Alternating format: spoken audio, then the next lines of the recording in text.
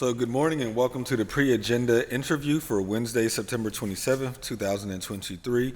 We have one appointment of Ms. Terry Shields for the Citizen Police Review Board. I'm currently joined by Councilwoman Warwick and Councilwoman Strasburger, and I will now ask the clerk to please read the title of the bill. Bill 1898, Resolution appointing Terry Shields as a member of the Citizen Police Review Board with a term to expire October 31st, 2027. Thank you. And now, Ms. Shields, if you would please just introduce yourself, tell us a little bit about yourself, tell us why you're interested in serving on the Citizen Police Review Board. Good morning, everyone. My name is Elder Terry Shields. I am a mother and a sister and a grandmother of 12, great grandmother of 4, and I live in Hazelwood. I am the founder and executive director of Jada House International, which is a nonprofit in the Hazelwood community. And I was asked by our council person, Barb, would I be interested, and I am interested to learn and to understand the formalities of the procedures that the police officers take, or just to understand and learn what it is that the review board does, and help to do or create some things that may need adjusted. I don't know. Given that you were recommended by Councilwoman Warwick, why don't we begin with Councilwoman Warwick? Yeah, sure. So, of course, I'm very excited to have you join the board, and thank you for agreeing to participate and join. I know why I nominated you. Just your extensive resume, so much good work in the community, and also really just, I think, the perfect sort of personal character that is required for this job, right? Being objective and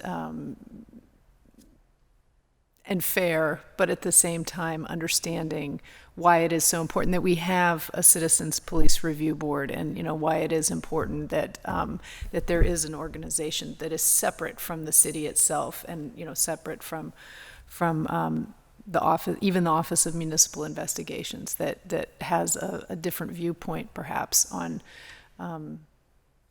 why the police do what they do and whether or not they are doing things appropriately. So I don't know, I guess I just want to get, is there anything that you'd like to share just from your life and biography, from the past up to the work you do now, that you feel sort of will help you make informed decisions? I worked with UPMC Health Plan for 22 years. I did an early retirement last year to do my nonprofit full-time, which we will celebrate 10 years next year. I've just became an author. I'm in a book with 9 other women that's happened on Saturday. Again, I'm a mother, a sister, a grandmother. I really take interest in my grandsons. I have 6 of those. And it's just something that I think being on this board will help me to understand the dynamics, and also help me to understand if there's room for tweaking, I'll say, not changing, but just a little tweaking, and to help my community to understand what the Police Review Board does, because I don't think everybody knows or they understand, because I didn't, and I'm going to understand today, moving forward, what it is that goes on in these reviews. And another thing, I'll be getting my master's degree next year at Carlo University. I don't know why I went back to school, but I did. It's really a rough run, but I have 5 classes next year, and I'll be done in December. So I do have an extensive bio, and I don't want to go into all of the bio, but it's I got a lot of awards. Just got a PAR champion award from Pittsburgh Action Against Rape, because they come and do workshops with my teens, Cause an Impact. I have a Seniors Going Strong workshop where I devote myself to senior citizens, learning about dementia, caregivers and children learning about dementia and Alzheimer's, and exercise and scam and prevention presentations and bioscience presentations. And I want to get deep into that with the art and music because it's just a new pilot we started. We do a back to school program outreach. It's called the Blast Off, where we give away book bags, school supplies, and we have all kind of information tables for as job readiness, healthy screenings. This year we had exotic animals, we had a live band, DJ. We have a senior luncheon every year, Seniors Going Strong, where we give a catered meal. We have a guest speaker, live entertainment.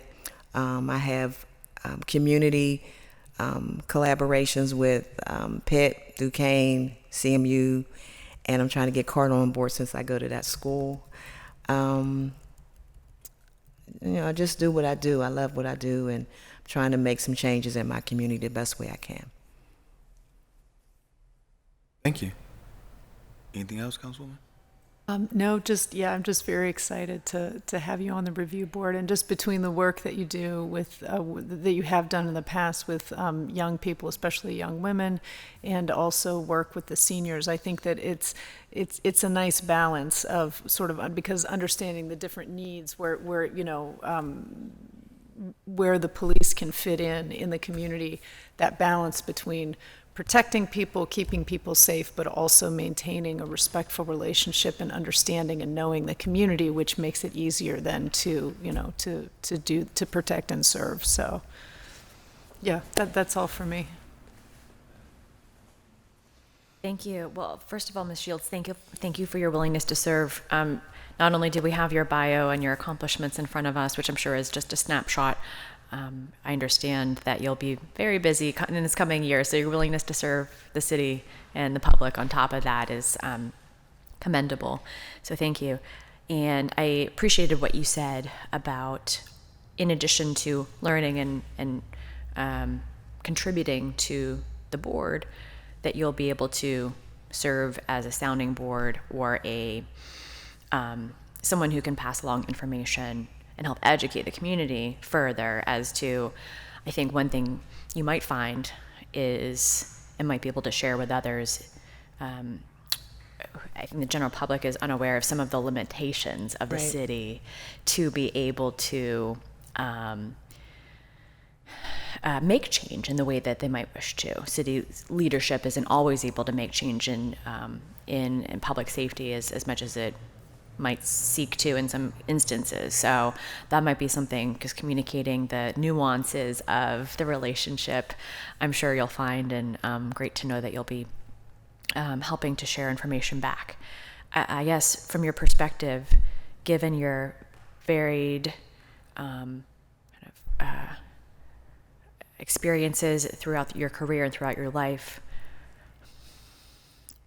not necessarily knowing who else is on the board or what they bring, like, do you think there's something that you bring in particular that is specific to you, that is something that you'll be able to really, a niche that you fill? Again, I understand you'll be able to answer that question more in 6 months, but it's your best experience.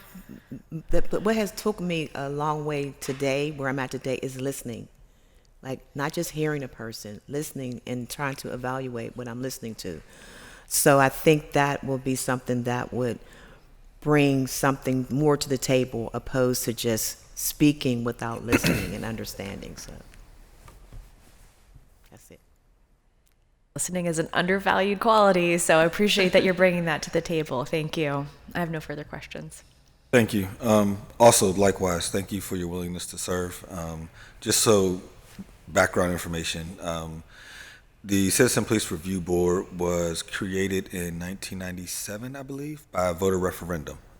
So it was not initially something that the city wanted to do, but rather the citizens of the city said this was necessary. And so I think it's important to sort of have that context, because over the years, there's always been a struggle over when it was created to be able to receive complaints of police misconduct and then review those complaints, provide findings. But there's always been a challenge over how far the powers of the CPRB could actually go and actually enforcing those complaints and their recommendations.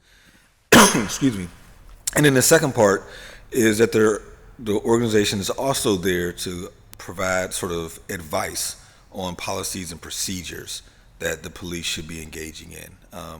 And then whether or not the police department receives that favorably or not has also been sort of a tension that exists. And so just sort of some context as sort of what you're walking into, because I do believe Councilman Strasburger is right that there's always been this tension over how much authority do we really have, and how much power do we really have. But just curious, given your extensive work within the actual community itself, if you have any thoughts about how the police should be interacting with the community. I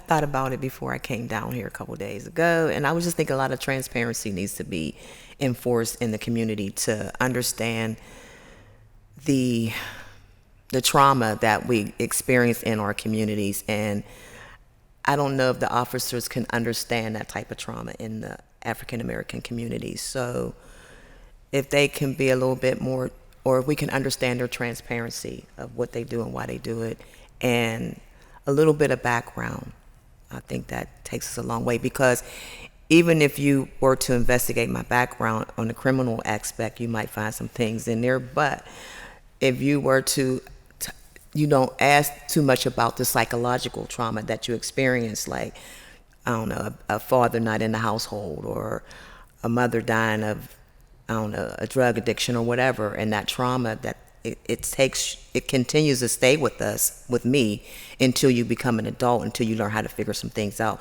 So that's the same way with human beings, period. So I would like to see some transparency.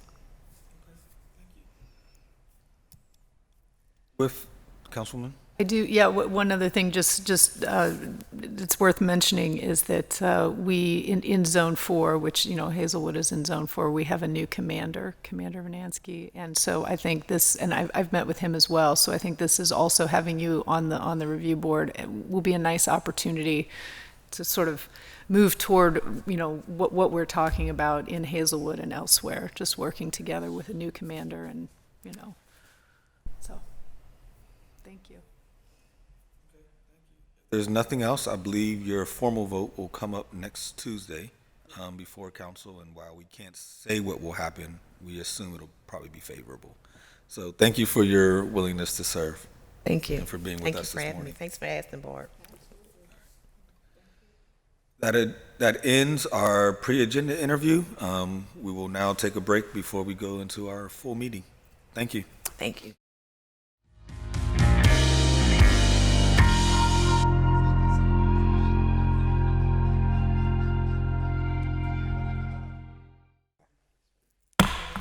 Good morning and welcome to the Standing Committee meeting for Wednesday, September 27, 2023. All council meetings will continue to be live streamed on the city's website. Our first order of business is roll call. Reverend Burgess. Here. Mr. Coghill. Ms. Gross. Mr. Kraus. Here. Mrs. Kelsman. Here. Ms. Strasburger. Here. Ms. Warwick. Here. Mr. Wilson. Mr. Lavelle Chair. Here. 6 members present. Thank you very much, and we especially want to acknowledge the presence of Councilwoman Teresa Cale Smith back in person. Thank you. Thank you. Our next order of business is public comment. I would like to remind all speakers that the rules of council state that comments are limited to matters of concern, official action, or deliberation which are or may be before City Council, and profanity will not be permitted. Once you are called, please restate your name, provide your neighborhood for the record. You will be given 3 minutes to speak. Our first speaker is Dr. Ronald Lynn Miller.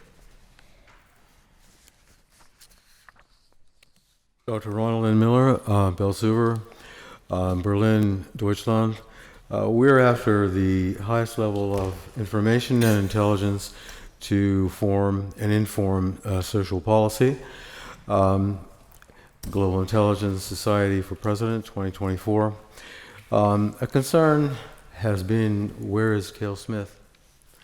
For 2 months, glad you're back, but for 2 months we didn't know. No one told us that I know of what was impeding your presence. I think that's a mistake. On the vote, the University of Pittsburgh Institute for Cyber Law Policy and Security, it's worthy of connecting with this institute, but I found interactions with them to be insulting, condescending. Insults on the vote to U.S. voters. The control of our votes has been ripped from us, in my view. Insult one is that even in the place of voting, we are not able to directly check. If there is a paper record inside of the machine, it's inside the machine. And if it's available in 95% of the cases where it is available across the United States, the individual cannot check or actually hold the paper ballot directly and check. I and the GIS want a paper ballot that can be held in the hand or hands of the person to do the voting, and then later to be able to check the actual document itself. Insult two, layer two of controlled displacement. Across the United States, county election entities are not elected. David Voy at the ACED is not an elected official. The unelected ACED is unknown to more than 90% of the people in the city and in the county as far as we can tell. The ACED and U.S. nationwide equivalents supervise the polling places and the mail-ins. They run the vote recording machines, but there's no citizen control. The ACED will not allow the voter to check for whom he or she has voted to determine for himself or herself if the vote has been lost or misapplied. Insult three, layer three of citizen displacement from the vote. Tim Burt is as far as we know, is the head of the election systems and software company that provides machine recording votes in Allegheny County. But the ES&S owns the machines. We do not. And we have no ability to choose which companies provide these machines. The Allegheny County Board of Elections chooses, and then the county council decides. We need to be able to do that. Thank you very much. Our next speaker is Naomi Mullen. Here, I honor my husband, who was a true servant of the public from the 1970s until 2021. Shady trees, not shady deals in Bon Air. This is for you, Michael. Former Mayor Peduto was selected to be a member of a global group of mayors. It is clear that he disgraced himself with the initiatives that call into question his loyalties to our city, state, and country. How dare he appoint a board that said the detrimental school buildings should remain in our community? They did not care about the property value and quality of life issues that harm Bon Air. We, the people of Bon Air, are the real stakeholders. We have paid our mortgages, taxes, and voted. We have shown up at the town hall meetings to give the town a resounding no to developing the building. We have signed a petition to say we want a green space, not a building. We have property value and quality of life to protect. The Pennsylvania Constitution is titled the Declaration of Rights. The entire article is concerned with establishing the principle that the people are the sovereign, not the state, which would include municipalities and school boards. They shall not harm the people or will be held accountable. We do not consent to a detrimental building remaining to decay the community we have built and maintained. Former Mayor Peduto was defeated and left in disgrace. We, the people of Bon Air, have driven past former school buildings and heard the stories of human feces in hallways and criminal acts around those buildings. We, the people, say no to any use of the school except as a green space. The Pittsburgh Public Schools stated WHO guidance when it closed schools for months. The WHO is an unelected, diplomatically immune, tax-exempt group. 84% of the funding for it is from external commercial sources. The Bill and Melinda Gates Foundation is an example of billions being given to fund their personal agenda. Sweden and Florida are two examples of superiority of business and educational outcomes. They did not close their schools down as long as most of the states did. StopTheWho.com, no more global mayors or global Pittsburgh Public Schools decisions. StopTheWho.com, ExitTheWho.com, ScrewTheWho.com. The city controller is the watchdog for the citizens of Pittsburgh.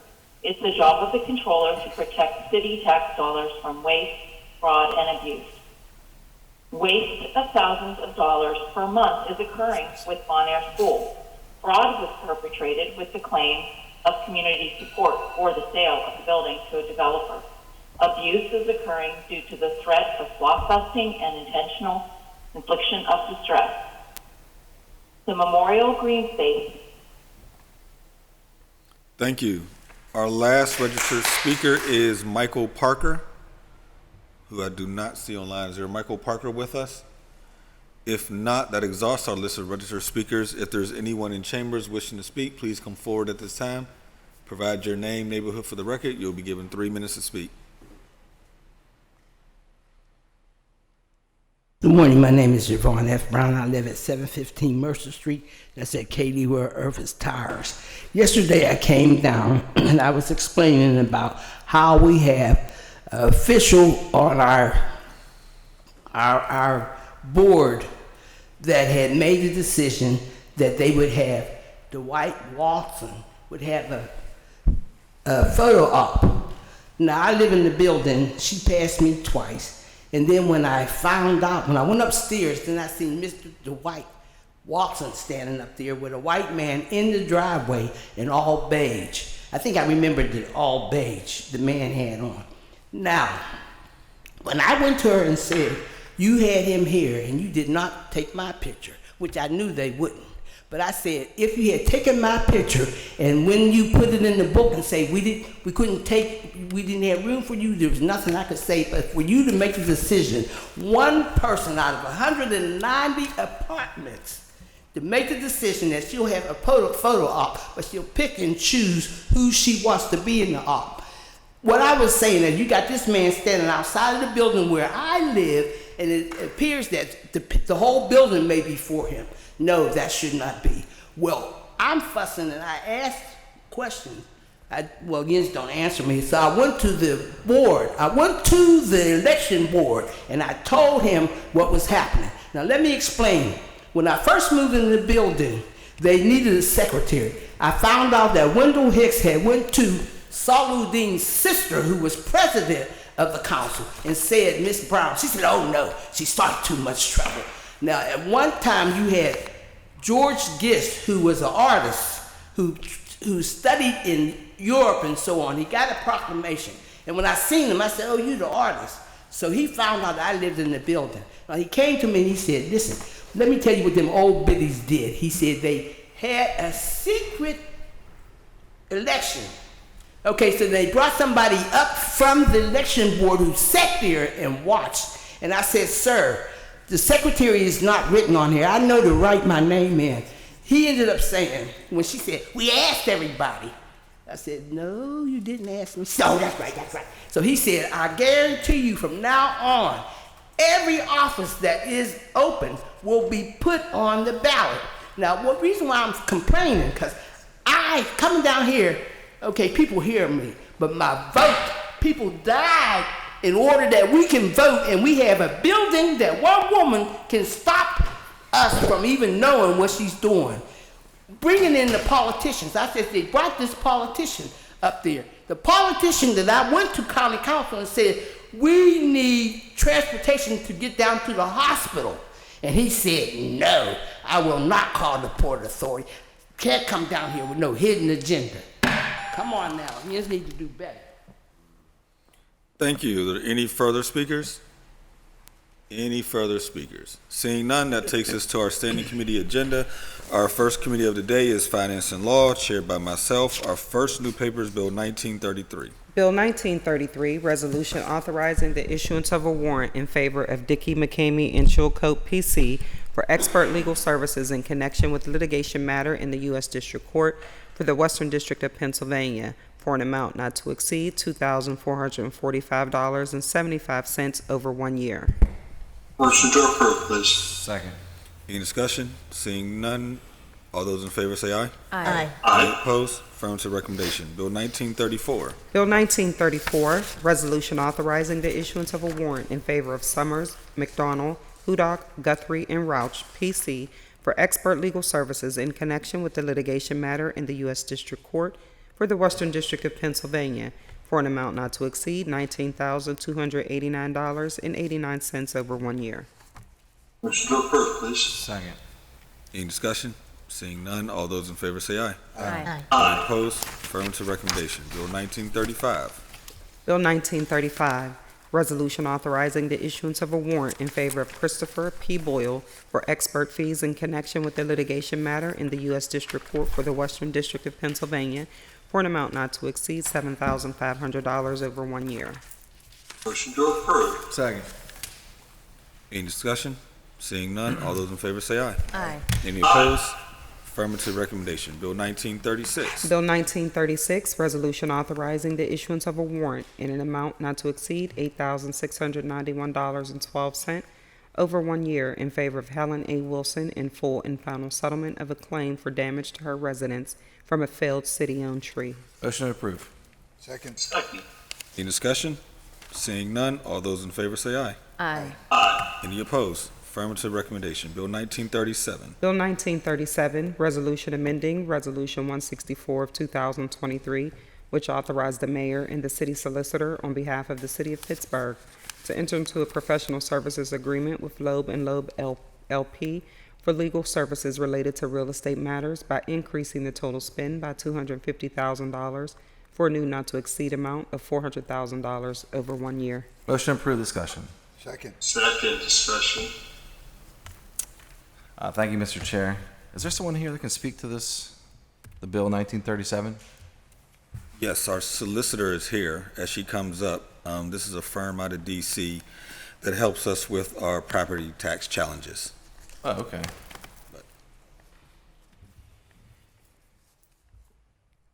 How's it going? Good, thank Hey, you. good to see you. So this bill, I was curious to know, well, thank you, Mr. Chair, for a little interlude there. I was just curious what the bill's about. Councilman Lavelle stated it. I am a little concerned about talking much more about it outside of an executive session. So I don't know. It relates. We will be hiring them. They are out of DC to work on our property tax challenges. Okay. Like I can ask a question and then you'll say, well, we should talk about that in executive session. All right, so why would we increase that amount? Yeah, I would prefer to discuss that in an executive session. Can you tell me what the goal of the challenges are? Are these the challenges that were in the, that was the press release Correct. was it earlier this year? Yeah, so the goal is for all property owners that are not abiding by the public charity test to be paying their fair share. So How many were on that list?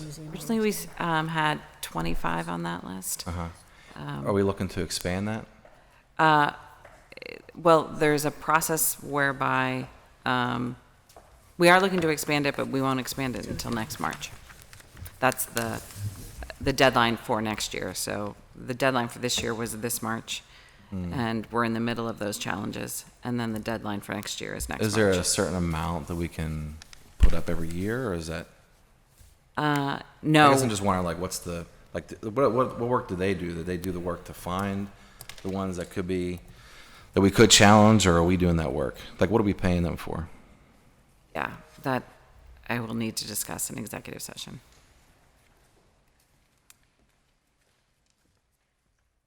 Okay, I'm gonna hold my question if others have a question, but I am going to, I guess I'll motion for that executive session whenever questions are done, if there's any other questions. Councilwoman Strasburger? Thank you.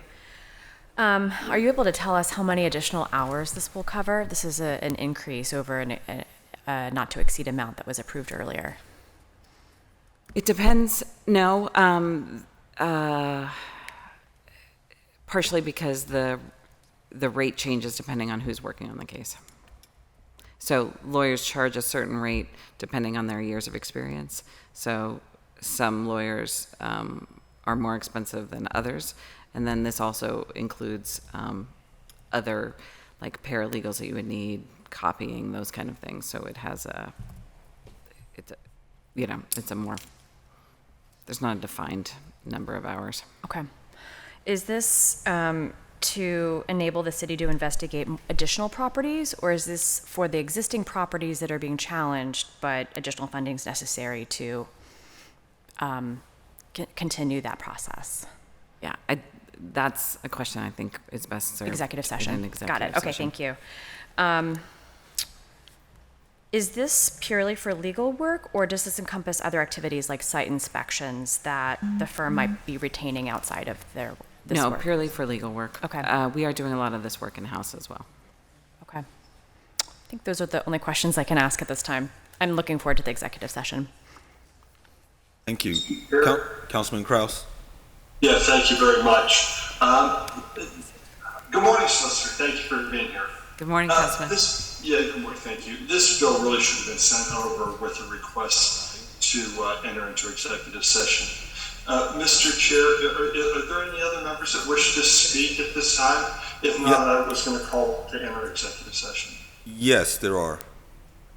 Okay, I'll hold that. I don't want to take that away from members if they wish to engage, but this bill clearly needs to enter executive session, and I'll be in support of that. Thank you. Thank you. Councilman Coghill? Yep, I'll be vague for you. Have we used this firm in the past? We have. Okay, so for the same purposes? Yes. Okay. We do this yearly? Annually? No. We hired them earlier this year, Okay, originally. okay. President Smith? The list that was sent over that said that these are the ones that, the nonprofits that you had concerns about them paying. How many were on there? The first list, I Yeah. think there was 25, it might be 27. Yeah. And there's so many of them in the East End and that area, but yet I think 3 or 4 were in my district. One was a museum that is purely, charitable. That's what they do. The other I'm going to say is Joe Harris, that used to work in my office. The VA made her house tax exempt because her father and her husband were disabled veterans. They tried, and they even brought down attorneys before this mayor was in office. They brought down attorneys to try to pay and to get back on the tax rolls, and the city kept refusing it. So I know she's coming with her attorney to pay her taxes again in January to see what happens. But it just makes me curious about how this list was comprised now, because if people didn't look into those kinds of things, they matter. So Sure. I'll hold the rest of my comments because I don't want to put the city in any more of a difficult situation, but I'm just going to say I think that I have concerns with the overall list. Yeah, so I'm happy to discuss those two issues. One of them is the Karpolis Manuscript Library. At the time that we reviewed it, we reviewed the Form 990s for it, which is what we do for all of them, and we reviewed the information. So in order to satisfy the public charity test, you have to make sure you are contributing to the community, that you are helping people who need charity, is one of the grounds of the test, and that you are also solving a need that the government would fulfill, right? So we also often talk about the Second Avenue Commons homeless shelter as something that clearly meets all those parts of that test, right? They are helping people who are clear in need of charity, and they are doing something to assist the government. The Karpolis Manuscript Library, at the time that we looked it up, did not have any public hours. They were open for people to allegedly on the website, they said that, you know, you could call in, but they were not a place that you could open up. Since we have filed our challenge, they did start to open up for public hours, so I'm really pleased about that change. And Director, I think, I'm going to stop you right there because that's not true. That is not, they have been open from day one for the public. And so I'm not going to have them, you know, I'm not going to have somebody saying something about them that's not accurate. They have been open for the public. Maybe their paperwork wasn't what you had expected, so I just want to say that part. But they have been open to the public. They made sure that they worked with Pittsburgh Public Schools. They hired a Pittsburgh Public School employee, a history teacher. They worked with B. Marshall on Juneteenth to put up a Juneteenth display. They have been doing everything they can to work in a community that really, that building would have been a blight in the community because there were 5 buildings up for sale in Sheridan.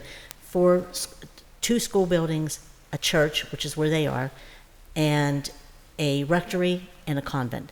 And the Porters bought the other 4. They bought this building in the middle. And from day one, they came to us and said, how can we help the city? How can we work with the community? They were already working with Pittsburgh Public Schools. So I just want to say that. Maybe the paperwork didn't reflect that, but I don't want anybody to think that they weren't from day one ready to open those. They opened their doors from day one. They met with people. They tried to see how they could be good partners in the community. So I just want to put that out there. But what I will say is that I know that maybe a lot of our nonprofits and other people in our district may not have the paperwork that you're looking for. So with that said, I'm going to shut up. Thank you. Thank you, Councilwoman Warwick.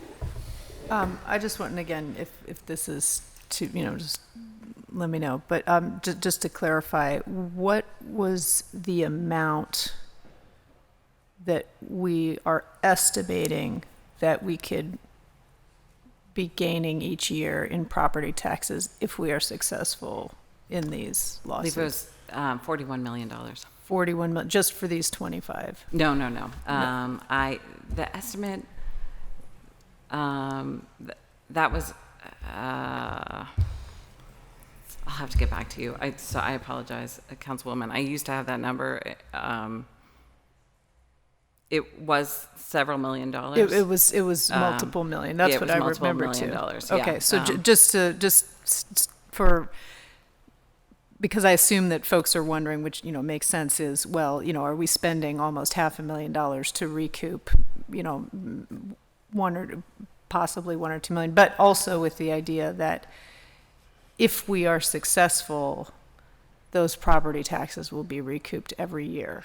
Correct. Right. So we would need to relitigate it year after year. Yeah. And I will say that some of our challenges, you know, this firm will not be handling, and we will not be continuing to progress because we've literally found some instances of fraud already. And we've found some instances where, again, a property had been changed over. There had been a deduction, an exemption on it beforehand, but there's no longer any exemption on it. So there are already people being billed under these challenges that are not appealing those decisions. So not everything's going to be appealed, certainly.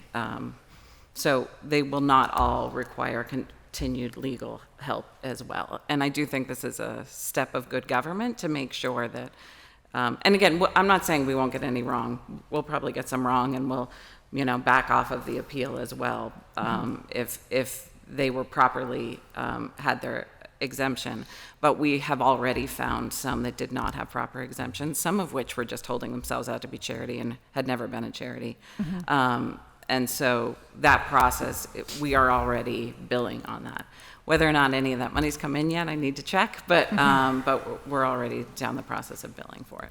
So the expectation then is that it will be a significant net gain, even if we aren't successful in every single one. You Correct. know, high, Yes. you know, legal fees aside, Very that much we're so. looking for. Yeah. We'll be looking at a net gain. And Ms. Councilwoman Warwick, I'm very much we're trying to do as much as possible internally in the law department so that we're spending as little as possible outside. And we're very conscious of how much money we're spending along the way. Thank you. That's all for me, thanks. Councilwoman Gross. Again, I'm not also going to get into the details here, but I'm going to say some very high-level things that we all know to be true. We know that some 15, 20 years ago, we let go of more than half of the city staff. We know that the law department, the finance department, the real estate department, and many of other city departments used to have a whole heck of a lot of people in it. And that we should have, I will also say, we should have been doing this work every single year. We should have been doing this work. That is the job of the city. This is the job of the finance department. This is the job of the real estate department.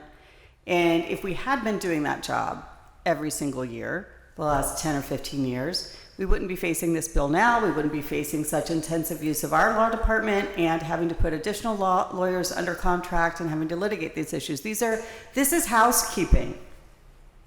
And we wouldn't have these cases of properties that hadn't been paying their taxes rightfully under ownership that has nothing to do with the nonprofit. If we'd been doing this job every year, we're still cleaning up from the work that we have not been able to do, from replacing water lines, replacing roads, and also doing the kind of daily work of our finance and law department and real estate department that, you know, if we'd been doing it over the years, we would have had more revenue. So I don't have any questions, but I'll be eager to hear what is talked about in the executive session. I appreciate it. Thank you, Mr. Chair.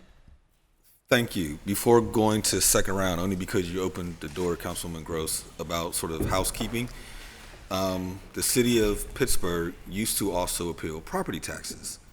And what we know historically and currently within our city is that there are homes that are way overvalued, and there are homes that are extremely undervalued. And we stopped some, oh, you can't hear me? I'm sorry. We stopped some years ago, I forget exactly when, but it was under the Peduto administration. We stopped appealing property tax values. That could be potentially another source of actual resources to the city that is sort of a housekeeping duty. But just wanted to put that on the record. Second round, Councilwoman Strasburger. Thank you. I also want to make sure that we're on the same page on that one. It was my memory that we waited 2 years after a sale of a house to appeal, to issue an appeal up or down rather than upon first purchase. But perhaps Yes. You're right that maybe then after that there was an altogether stop. So I just wanted to say that. But my question is, I guess, a request for the executive session that we be given a range of expected revenue in the form of tax receipts, because I'd like to hear the very, very conservative range where everything goes wrong and we get the lowest possible amount. I want to ensure that that exceeds $400,000 we're expending here, as opposed to the rosy picture. That is perhaps the one static amount that we could expect. Happy to do that. Thank you. I do want to say thank you to Deputy Solicitor. For those 28 properties, it's $3.5 million. So, but you are correct.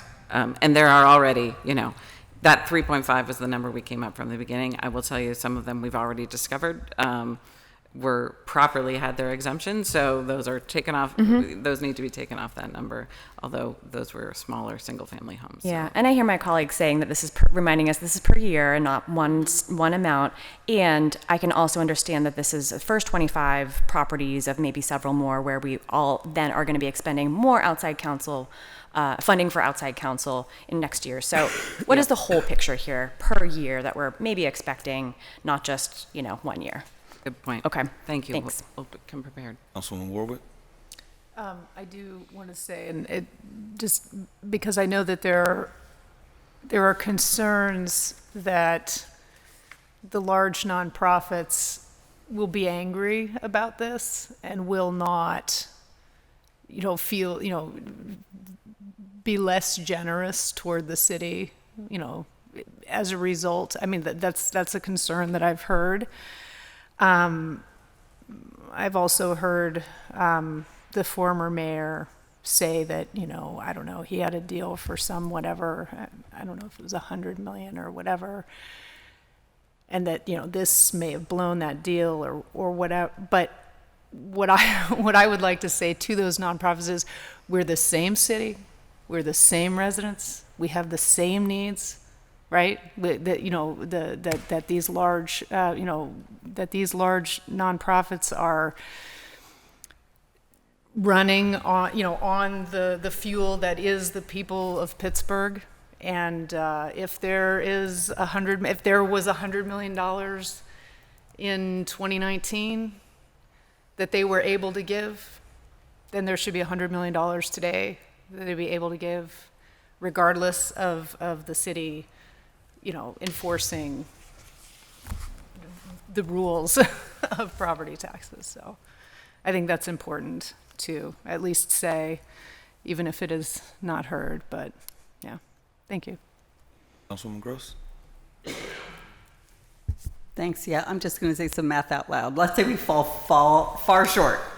It's only $100,000, not $400,000. Well, in 5 years, that's $500,000 of property tax revenue, right? Let's say it's only $80,000 in 5 years. That gets us break even at $400,000. So we aren't looking. I won't be looking for $400,000 of revenue in year one to say that's making us whole, because it's not, right? And over 10 years, even if it's $80,000 over 10 years, that's $800,000 that we wouldn't have received. So let's just all keep that in mind, that we're looking at math that continues into the future and is not a one-time revenue. And again, if we had done it 10 years ago, we would have had that $800,000 if it was $80,000 of property tax we'd been missing. So and we haven't. So I appreciate this work. Thank you. Thank you. Councilman Wilson? What do we know about, you referenced the amount of money, if we get $500,000, what do we know? You said we already sending a bill? We are sending a bill, and actually I've heard that we already have received some money in from the first round of challenges. And now there's the process is that we've filed the challenge. The county has to make the determination on whether they agree with our challenge or they don't agree with it. They did agree with at least half. They didn't agree with the other half. Both parties have a chance to appeal, and those appeals haven't been scheduled yet in front of the Do you know what board. that half is worth that they agreed upon? I don't have the exact numbers at this point. That'd be helpful for the executive session. I'll get those. And then also, we can understand which ones they agree with and which ones they don't, and then the ones they didn't agree with, what's the process there? So depending on what the underlying issues were on it, so some of them, we reviewed the paperwork that the county sent over to us. We agreed with the county, and that case is over. The exemption continues. And then there's others that we then filed an appeal on. So we'll file an appeal, and then that'll go in front of the Board of Property Assessors So it's for a us and- determination. So us that's and- the next stage. okay. And what's that, the property assessors are, is that a judge? It's an administrative hearing that they review the case, make a determination, and issue a ruling on it. And then at that point, both parties also have another chance to appeal. So it's not a short process, but it is moving along. The county's been very responsive. I know they've been very busy this year with lots of different appeals, so they've been very responsive to us. Okay. I'd like to motion for executive session on on the bill. Point of clarity. 1937. Are you asking us to recess No, for an executive no, session? no, Or you no. want to hold the bill for executive session? Hold the bill 1 Okay. week, and within that time have executive session. Second. All those in favor say aye. Aye. Any opposed? The bill will be held 1 week for an executive Thank you, session. Doug. Thank you, Solicitor. Thank you. Thank you all. That takes us to Bill 1938. Bill 1938, resolution authorizing the issuance of a warrant in an amount not to exceed $5,000 over 1 year in favor of King George in full and final settlement of a claim for damage to property from a city environmental services vehicle. Motion to approve, please. Second. Any discussion? Seeing none, all those in favor say aye. Aye. Any opposed? Affirmative recommendation. Bill 1941. Bill 1941, resolution authorizing the mayor and the director of the Department of Finance to execute a quitclaim deed or deeds and any other necessary or appropriate documents, agreements, and instruments conveying as is all of the city's right, title, and interest, if any, in a specified portion of the vacated Union Avenue comprising the access drive for the Allegheny Commons Apartments and ancillary open space to Allegheny Commons Community Partnership LP for consideration of $1. Motion to approve. Discussion. Second. Discussion, Councilman? Thank you, Mr. Chair. I just wanted to talk about this bill. We introduced this. This one is, this gives I want to thank the law department for working on this. Very helpful in determining that this, apparently back in the day, Union Avenue was already vacated to the property owner, which is where Allegheny Commons, over 200 affordable units are, right in our park, just at the edge of the Allegheny Circle. And so this is just, I guess, from my understanding, based on all the emails back and forth, that this is following through with a vacation that was already put forward but wasn't completely finalized. But this allows them to fully renovate the property. I mean, they already have access. Everyone already believes that that's their street anyway. It's not like this is something that has houses on it or other. I mean, it's obviously their property, so they've been using it, and they're undergoing renovation of each unit, and that's in partnership with the URA and other grants and funding that they've received and other financing that they've compiled to make sure that every unit has $80,000 upgrade. They're putting other amenities in the facilities, and then there's also what I want to say. And they signed a new contract with the Philadelphia office to continue to offer project-based vouchers on site. So, really looking forward to giving us vacation so that they can, or making this official so that they can continue the great renovation that they're doing. Thanks. Thank you. Any further discussion? Seeing none, all those in favor say aye. Aye. Any opposed? Affirmative recommendation. That takes us to our invoices. We need a motion to approve the invoices. Motion to approve. Discussion. Need a second. Second. Discussion, Councilman? I just had a question about the real estate advertising. There's several, and I was just curious on why, like, I can't remember what the process is. So if someone can remind me what the process is, there's one news outlet here, and I didn't know if it was our responsibility to only do one or several, or we were doing Post-Gazette, now we're doing Courier. I just want to be reminded of what's happening here. These are 9 invoices from April to August for the Pittsburgh Courier. And it's part of our legal responsibility to advertise in a print. So we only advertise with the Pittsburgh Courier because they're paper? I believe for these months that's the case. There may be someone who can better clarify that, but I believe for these months that was the case.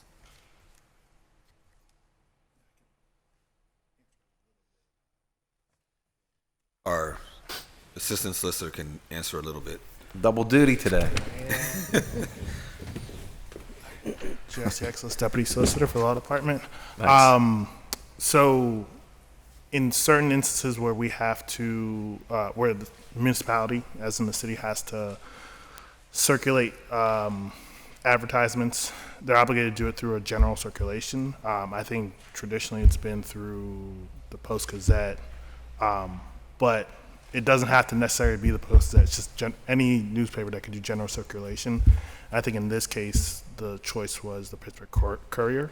I'm not sure exactly who made that decision, but that's like the whole thing. It's just more of using a general newspaper to circulate that. Is that? Yeah, so I just want to clarify. So we do one. We're only required to do one. Yeah, I mean, so the thing is just the general circulation, so it's not necessarily having to do multiple. And do they have to meet certain criteria for circulating? I think it's just more of making sure that they can circulate throughout the city. So. Okay. All right, thanks. Yep. So to your point, Councilman Wilson, if you would also be willing to offer a motion to waive the rules in order to actually approve these? Motion to waive the rules. To approve There's a series A of series of several yes payments. 1, 2, 3, 4, 5, 6, 9 payments to the new Pittsburgh Courier for real estate advertising. Second. And just for the record, under the waiving of the rules, we also have under city planning, they are over 5,000 limit. Under EMS, we have a total of about approximately 9,000 that is over the 5,000 limit for separate events that they covered. Also under EMS, we have 2 invoices totaling 5,422 to Boundtree Medical Supplies for medical supplies that are needed but are currently not under a contract. And then similarly, we have 3 invoices for traffic products, which total approximately $10,000. And these are for traffic control products that are absolutely needed but are currently not under contract, that they hope to get under contract in the next cycle. There's a whole host of stuff this time. Yes. What, Sorry. Who takes these in? Like, who compiles all of them in one? Is that that's on our end? I'm just wondering why there can't be a different. This doesn't happen too often, so trying to remember the process here. Can't be over 5,000. So, why wouldn't we go a different route for some of these? Like all these traffic products, why wouldn't it just come in one bill? I'll have our budget director come, but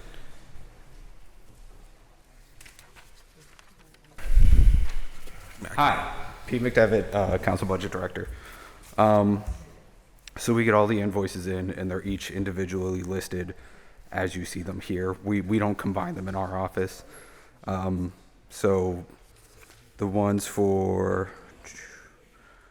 these supplies, sorry, let me pull it up. I mean, just simply, Yeah. why compile them all on this? Why not just turn it into a bill that we can authorize? That's just how the rules of council state that the invoices get approved. So we list them out all individually for you guys to approve and ask questions like we are now. Okay, so they sent them all over. So these traffic ones, they sent them all over. This is Yeah. coming from Domi. Traffic Parks LLC. What is that? we have a contract with them to supply traffic control measures and traffic related stuff to us. However, the most recent purchases were not under that agreement. And so in the next agreement, they're going to try to get them into the agreement so you wouldn't see them this way. Mm-hmm. That's the same with the EMS invoices to Boundtree Medical. So how we would see it? So if we're not going to see it this way, how? It would just be under the contract that's already approved. And we would approve that contract. Yeah. Under, like, what is their current contract? Is it? I don't know that off the top of my head. Yeah. Okay. Councilwoman Gross, and I saw Councilman Warwick too, I believe. Great, thank you. Pete, I'm glad you're here. Thank you, Mr. Chair. I am also looking at the DOMI invoices, and I'm glad they're for traffic calming. And it says, just for the record, so those at home can see if you haven't pulled up our agenda, Traffic Products LLC Control Unit, $3,900.60. But then right under it, it repeats it. Traffic Products LLC Control Unit, $3,009.60. And so there's 2 identical invoices, and that's exceeds $5,000, and that's why we're asking these questions. And then under that, there's another one to Traffic Products LLC, which is push button station for $4,225.50. We know that like there's something like 1,000 traffic calming requests in at the city from it feels like almost every street. We have 1,000 miles of street. So it's a traffic calming request for like every mile of street all across the city. And DOMI is swamped trying to meet those requests. And so apologies to those requests in my district that haven't gotten met yet. And I know we all feel the same way. So, I'm supportive of expanding this contract so that we can get the products that we need. We all know supply chains are difficult, and we're, scrambling at city departments to get different supplies from different vendors if the current vendor can't provide it. So maybe, Pete, I'll ask you, Mr. McDermott, to just like let us know when we see that contract revision. Is that something you can flag for yourself? Yeah, So yeah, when it we can comes put that on our across- radar so that whenever Yeah. they update it. I'd appreciate that. Yeah. Because I think we're going to all be asking for a lot more of these things. And I know there's supply chain issues and, it's just something that's our constituents are asking us for and all that kind of stuff. So, I'm supportive today, but I'm really glad we kind of got that on the record. So I appreciate it. Thank you. Councilman Warwick? I'm just curious about the next item, Treetop Products, Inc., rubber speed bumps for $704. What are those? I want those. Can we get more of those? I don't know if anyone from Domi can answer. I mean, I can't answer that question, but How about we didn't put them in?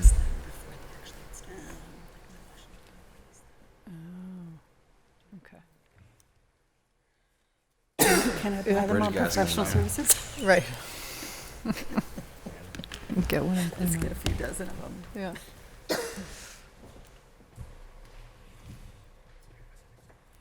Please do. I'm very excited about rubber speed bumps.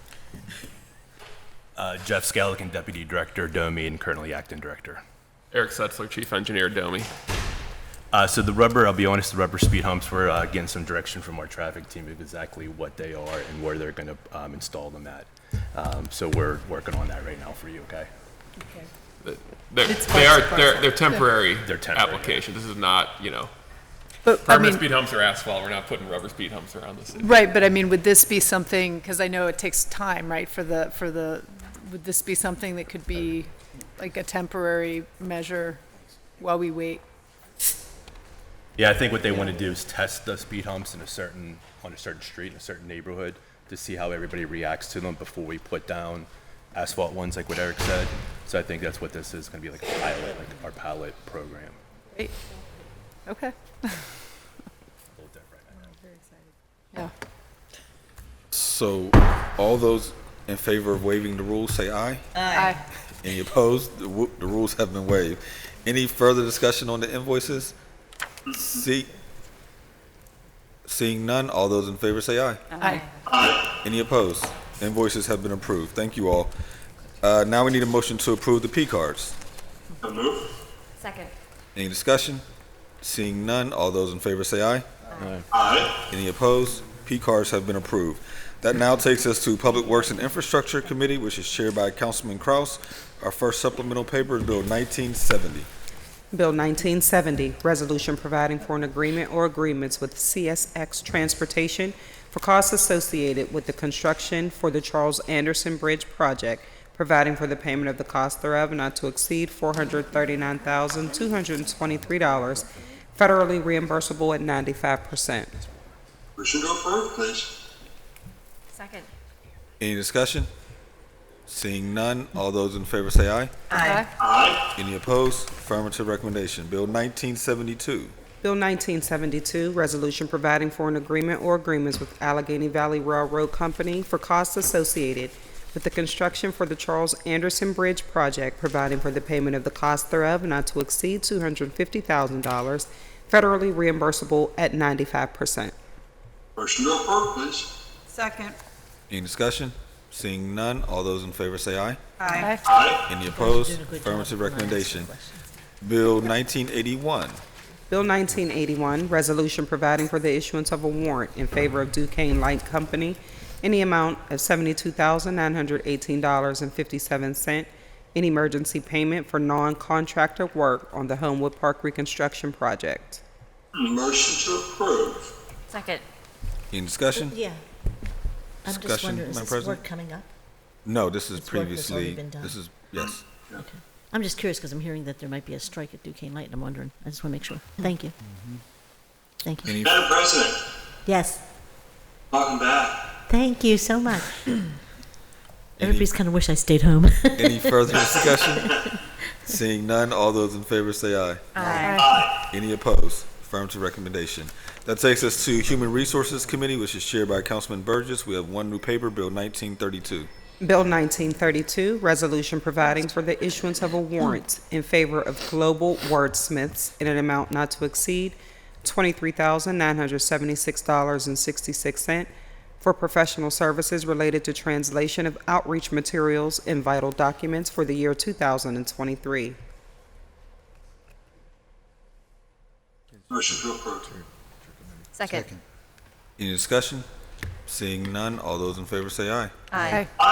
Any opposed? Affirmative recommendation. That takes us to Recreation, Youth, and Senior Services Committee, chaired by Councilwoman Strasburger. We have one paper, Bill 1939. Bill 1939, resolution providing for an agreement or agreements with the Pittsburgh Board of Public Education or another vendor chosen through the city's bid process for the purpose of providing meals in connection with the 2023-2024 food service program in the Department of Parks and Recreation, cost not to exceed $750,000. Motion to approve. Discussion? Second. Second. Discussion, Councilwoman? Yes. Can we have Luann please come up, and anyone else who you think should be up here with you, but I know that you can answer my questions. I think I'm the only one here today. Perfect. If you can introduce yourself, Yes. please. Good morning, everyone. Luann Horan, Assistant Director of the Senior Program for Parks and Rec. Thank you for being here, and thank you for answering my questions. I wanted to reiterate them for the benefit of my colleagues and the public. Yes. That both, the two main questions were, this is a lower amount than previous years. Yes. And can you explain to us why? You know what, because in the last year, I requested too much money, $900,000. We didn't spend that much, so we lowered it. And what we do is we ask for a certain amount, but that doesn't mean that's what we're going to use for that year. We just don't know. So this year I said, well, we should reduce it a little bit. Mm-hmm. And is that because of less need, fewer students? You happen to know? I know that we're not directly we're hiring a vendor, which happens to be PPS. Right, this year's PPS. Yeah. I always put and/or in case there's Sure. another vendor chosen. Right now, PPS is the only one that's able to provide that service for us. But we welcome any other bidders as well if they would like to provide that for us. I can't say. I think it's just the same amount. It seems to be consistent with what we spend year after year, except going back to COVID when we spent $1.4 million at that time. So we're trying to figure out what the balance is now moving forward on what we'll be spending. This year we're not really sure because it looks like COVID might be rearing its ugly head again, and so we're not sure what's going to happen through the school year. So we may have to come back if there's a need to there's remote learning again. And that was going to be my know. question. You would have to come back to amend. Yes, we just don't know. We don't know right X now. Amount. And then when it comes to, the phrase "or another vendor chosen," that's to provide flexibility. What is required of you if there is in the future another vendor chosen because for whatever reason PPS wouldn't be the vendor? Would you need to come back to council for Yes. that? Oh, yes. We would change it, right? We'd let you know, make you aware of that we chose another vendor. But this year it's going to be, it's already decided, it's going to be Pittsburgh Public Schools, their food service division. Next year, if it's someone else, we will come back to another vendor. Okay.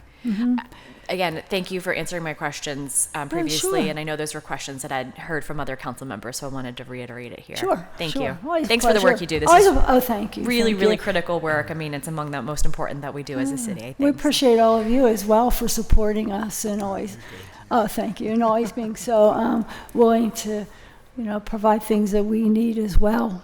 So thank you. Thank you, Madam President. Yeah, first of all, I just want to thank you for everything. I think everyone here knows the work you do and appreciates everything you do. You've held city parks together for a very long time. For a long time, For a sure. very long time you have done it. I have just most wanna of the thank you. institutional knowledge there, so. So, right, and so I do want to thank you for that. But I You're also welcome. want to say, I do have just this weekend I went to some events and it came up about the meals and how some people are going into the system, changing the numbers to make it look like their numbers are higher at the center. But what's happening I know is what you're talking they're getting about. more food and they're throwing it away. And the community's starting to see it in the trash. People have witnessed this now. So I just wonder, is there some I'm way working to- on that right now. I I'm really in the wanted to know, was there process. some way to document other than the system that's being No. changed? Okay. I'm in the process of that right now. It's been brought to my attention, Okay. I think by the people that you may have spoken with. Yeah. I'm working on it, and so I know some of the people, so Yeah. I'm going to be gathering them in a meeting, those particular It was like people. 3 or 4 people, but then the community said they actually literally saw it in the trash. So I'm like, Yeah, I it's- can't deny. You know It's what I mean? shameful. It should never Yeah. happen. They And should not be I'm thinking ordering. with all these people downtown that are, if we have extra, I'd rather see it go to somebody. Absolutely, Okay. absolutely. I just found out that this is happening. I didn't know But before. I think it's to make the numbers look like they're up in the center or something like that. To make it look Exactly, like- we cannot have that. I'm not okay. Yeah. I just want to make sure you're aware. And I you're am. aware. I just recently became aware in about three weeks ago, maybe someone brought it to my attention, and I've been pulling reports, looking at all the numbers, and this is something that we should be doing. Yeah. And I wasn't aware. I wish I was Okay. earlier. But if you 'cause do I have would've food done left something. over, if somebody doesn't collect it, what do you do with it? Well, we can't keep it. We can't give it to someone else. We have to throw it away, and that's really a shame. I got to tell you, that drives me crazy because when I worked for Pittsburgh Public Schools, Teresa Calazzi at the time called me. She Yes. says, "Hey, we got 3,000 books. Federal law was we have to burn them. We're not allowed to give them away because the way they were purchased." She gave them to me, and I don't care who knows. I could distribute them throughout the community. I just Oh, left the door open. If people came and got them, they came and got them. Okay. So, With and so food, we can't because if there's something, some of those laws are ridiculous, and they really need something- addressed. Well, we can't. Well, the problem is we just have to order the right amount. Yeah, We right. can't be doing I understand what that. you've heard. We can't be doing that. Okay. I just wanted to make sure you're aware. Thank you. I'm aware of all. Yes. I should have known. You're I aware of work very everything. closely You're- with all the staff. I'm telling you, my number is free to anyone to call, and I will help them at any time. So. Thank you. Thank You're you for welcome. everything you do. You're welcome. You're welcome. And welcome back, as I heard. Yes. Thank you. I haven't been up here for a while. They're probably so. thinking, get her the heck out of here. She's talking too much. No, Thank you. no. Thank You're you. a pleasure to speak with. Councilwoman Gross. Hi, Leon. Hi, Thank you so Councilwoman. much. How are you? Good, thank you. We're so glad you're here. I'm glad we're talking about this because I particularly remember saying that 900,000 was not enough. And I particularly remember saying we needed to add it to that budget. And, but also having the discussion about, are we able to send food home with kids or are we not? Right? And so if you could refresh our memories about these rules that are imposed upon our food program and where they come from, and then how they were different in COVID. Sure. I'll do my best. So Yeah. on the senior side where I work, we can't send the food home, okay? But during COVID, on the senior side, we did the frozen grab-and-go meals. Yep. Okay, for the children, we did grab-and-go meals that they took home that weren't frozen, but we were able to send them home. We even on Saturday and Sunday, so Friday we gave them 2 extra meals to send home. Right? So we were able to do it then for the children. On the senior side, we gave them extra meals, but all our meals at that time were frozen. So they had been prepared, packaged properly, so we wouldn't have to worry about anything happening to the food, and then they could defrost it at home and then eat that meal. So I'm not sure exactly what the rules are for the children with the food. I can find out and get back to you from Carly on that. That would be fantastic. Okay, If we are allowed to do grab and go meals and we're not doing it, I think we need to look at that. Sure. Yeah, and see if the demand is there and that need is there, and if we were just kind of assuming it was there before, but now assuming that it isn't, let's check those assumptions and see if they're valid. Because I think we still have a great deal of child hunger out there in the city. And if this is something we can do and we have the budget for it, I say we do it. Sure. Yeah. I know for me on the senior side, we've been asking the county police and all the other providers, we want to send this food home. We don't want to throw it away because there is a need and they will eat this food because of the price of everything.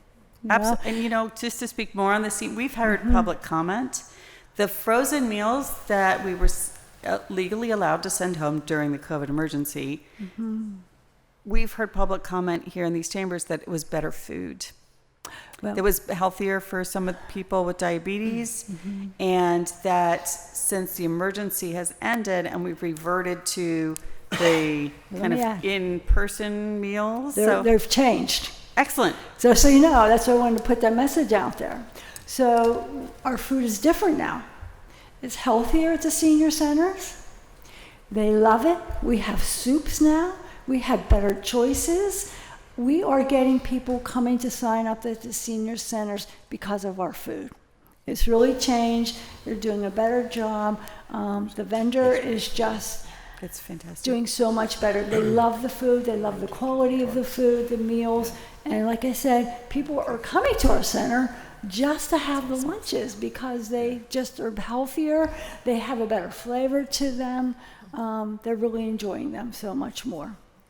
Okay, I'm just going to repeat that for the public. Yes, the please. attention, all the food quality has changed at Yes. the senior centers. It's wonderful. Go try it out if you haven't been there for a while. Yes, and yes. again, that's a 50-cent meal. Yeah, Is or that free. still- they're all It's completely just, free. It's a suggested donation of 50 cents. It is Fantastic. free. It is absolutely free. And how old do you have to be to get your meal at the senior center? 60. It's just 60 years old, man. I'm almost there. Mhm. If I come, can I? Some I of buy us a are meal? over there. I can't qualify yet, but I appreciate that, and I'm really glad to hear because that was something. I feel like it was just this year. So has it been a recent change? Yes, it just happened, just occurred. What happened, the contract expired, and so the county got a new contract, and the vendors stepped up and has made changes. So That's it's been fantastic great. news. I know. And we're going to have another vendor which is coming on board, and it's Salem's. And yes.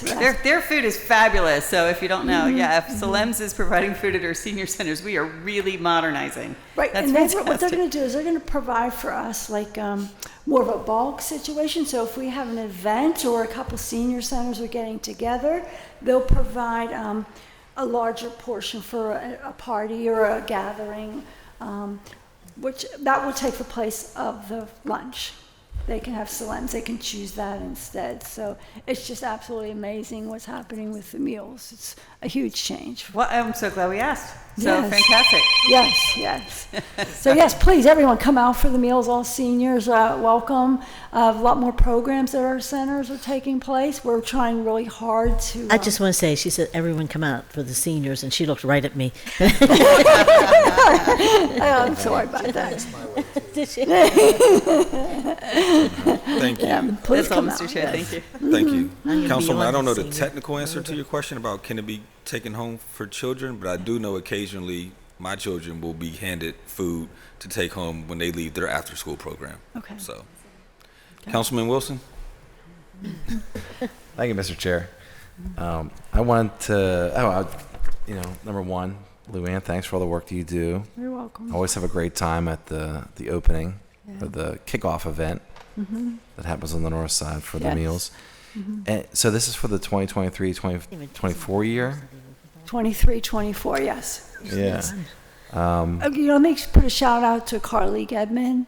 She's been doing this for so many years. She does an excellent job, her and her staff. I mean, she does this by herself. She has only 14 staff members that handles this program throughout the summer. It was very humble. I remember Yes. we were being there with the mayor. We were mentioning her name and comments, and she was like, "Oh no, no." I know. So I appreciate all the work She's she quiet does. that way, yeah. So this is not payment for what's already happened. This is looking to the This will be future. first starting October 1st. It's Okay. close. And sorry if I missed this, but where are all the places that this happens? Okay, so we have, I was writing them all down. So there's 11 I mean, not all the for places. after. Let's say all the situations. You don't have to say all the different. So we centers, have but- 11 after-school programs, Okay. and we have 51 summer programs that we sponsor. Okay. I can send you a list. And then the summer programs, so roving art cart, Mhm. right? The food comes along with that, and then what Rec other centers, splash parks. splash parks? Um, Like splash park, there's a truck that shows up just at a certain time We have at all the splash parks. At our splash parks, yes, Mhm. yes. We have a person there from our team that are at the Mhm. splash parks to oversee it. What about playgrounds? I don't believe we're at the playgrounds. They used to be. Yeah. We have, Yeah. I mean, we're so many places. We're Carnegie Libraries, we're at YMCA's, we're at Neighborhood Learning Alliance, we are at Salvation Armies, other small churches, Northview Heights we're going to be at, Voices Against Violence, Community Empowerment. How do we get out to all these places? Like we have our own, I- or PPS is just delivering all this with the Yes. trucks that they have. Yep, and we oversee it. We sponsor them through the city. So they're sending Our Sounds like several. monitors, right? Our monitors can go and oversee and see what's going on. So they're sending like 50 trucks to different places? I don't know how that works. I'd have to check with Carly. Maybe it's scheduled. Yes. Okay. Yeah. And we have a new group, a new site. Carly was telling me, the Latino Community Center on Baum Boulevard. She said it's done really well. They served 35 to 40 meals this summer, past summer. Nice. And That's so great. 750,000 covers what again? I'm sorry, what did you say? $750,000 covers what? Well, that would cover the purchase of the meals. It would Mhm. cover, the staff, and there's very little cost as far as supplies and things like that. Carly really is thrifty, And the with what overall she program spends. costs Pardon how me? much? There's no other money that comes into the program? No. Actually, we provide $55,000 each year. We do a transfer to the general fund from the trust fund every year for in-kind services. Mm. And then is there any plan to incorporate what's being done here to expand it with the Food Justice Fund? That's Catherine would have to answer that question. Okay. She's done all most of the work on the Food Justice Fund. All right, thanks. You're welcome. Thank you, Councilwoman Warwick. Yeah, I just wanted to say, just for anybody that's familiar, well, whether public sector, private sector,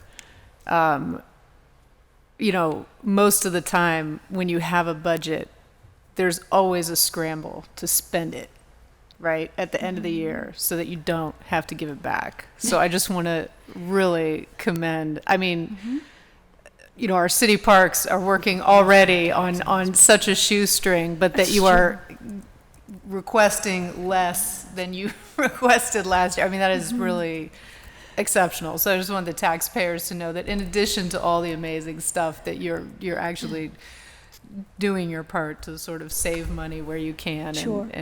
Yeah, so thank you. You're welcome. This year we've been doing a lot throughout parks. I know we've tried to spend down, and we've spent down most of our funds because of all the work we've been doing. Sure, yeah. Sure. Thank you. Any second round, Madam I President? just want to say real quickly, my cousin has a organization called Feed Our Students, and he does programs all over, but he was saying the need is so tremendous. So I'm just having a little side conversation with Councilor Lavelle. We have a lot of grant funding still for City Council, and I'm wondering if you had more funding, would you be able to help more people? Would you actually have the capacity to help more people? Yes, I would think so, yes. I would think that, let me put this out there and people don't know, like, our site leaders and our monitors are paid less than our other workers. They always have been. They're like, I think, $12.40 an hour. Okay. So what I'd like to see is us to use, instead and of then we can grant maybe money- hire more people to do more work would be possible. Okay. So I think it's a conversation council has to have, because we have grant funding waiting for us to allocate, and there's all this discussion as to how it should be done. Quite frankly, I think we should get away with grant making in the city of Pittsburgh. We should get to work with our private funders to do those kinds of things, and we should be putting the money towards the things that we need to do in the city of Pittsburgh. Weeds, trees, roads, Yes. helping people, Mhm. in the senior centers, and the students, have meals and stuff. Things like that, things that we're responsible for doing. I'd like to see us. There's a great need to help the community. Right. I'd like to see it do something that we almost all agree on, and that helping people is something we all do. We do it out of our own pockets. We do it out of our own offices. The need is just tremendous. So- Our director, I want to make this little comment. Our director goes out of her way and pays for things out of her own pocket with no reimbursements that people aren't aware of. Yeah. She's great that way, and I just want to put that shout out about I know. I her, used to that work with her, so I know how she does a lot out of her own pocket, pocket, out and of her own people don't know Yeah. what it is. And Because we worked at the Just same wanna- place where they made us buy stuff out of our own pockets all the time. Oh, is that why she does He's that? on your list there. I won't say anymore. But Yeah, she does a great job that way because she sees it too, and Yeah. she knows that money's tight. Yeah. So that's really kind of her, and thank you for Uh-huh. making sure you acknowledge that, and thank you for all Yeah. the people that are doing such great work, Carly, yourself, everyone. there's some great workers in parks. They're So some of the let us best. have a conversation about what we can do. Thank you. Okay. Thank you. Any further discussion? Seeing none, all those in favor say aye. Aye. Any Thank opposed? Affirmative recommendation. That brings us to our last committee and bill of the day, which is Intergovernmental and Educational Affairs Committee, chaired by Councilwoman Gross. And the bill is 1971.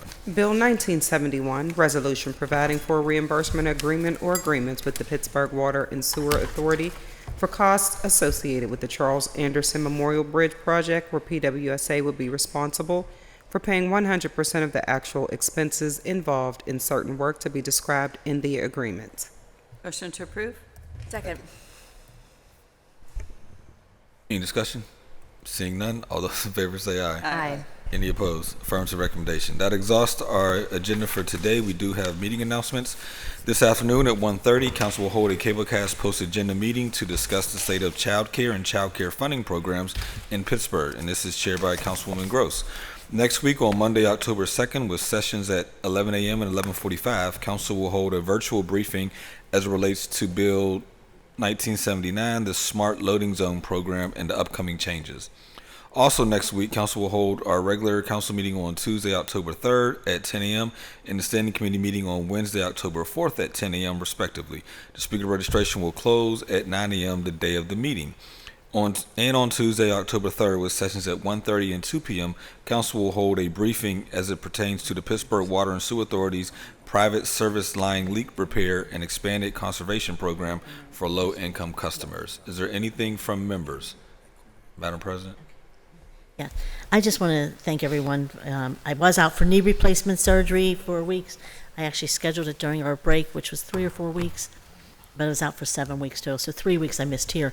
But let me tell you, when you're on council, you don't ever get up, or you answer that phone no matter what time it rings, no matter what you're going through. And so I just want to say thank you to everyone here who helped hold down everything. I want to thank Reverend Burgess for chairing the meetings. He did a great job, of course. But I also want to thank all the members of council, because you've helped me through this whole time and filled in where I needed things. And my office staff, Kim Salanetro and Lori, have been holding things down for a long time. And Leanne from the Office of Communication or Community Engagement has been really helping a lot. So I want to thank all those people, but I really want to thank our support staff here, our clerk's office, our budget office, Deanne Friedson, and everyone here. But I want people to understand that I did try to schedule it before. I was hoping to be back before break was over, but I was a little bit older than I thought, so it took a little bit longer. But I just want to say thank you to everyone for helping me through this all and holding everything down for the city. Thank you all. Thank you. Anything else from members? If not, motion to approve the minutes and adjourn the meeting. Second.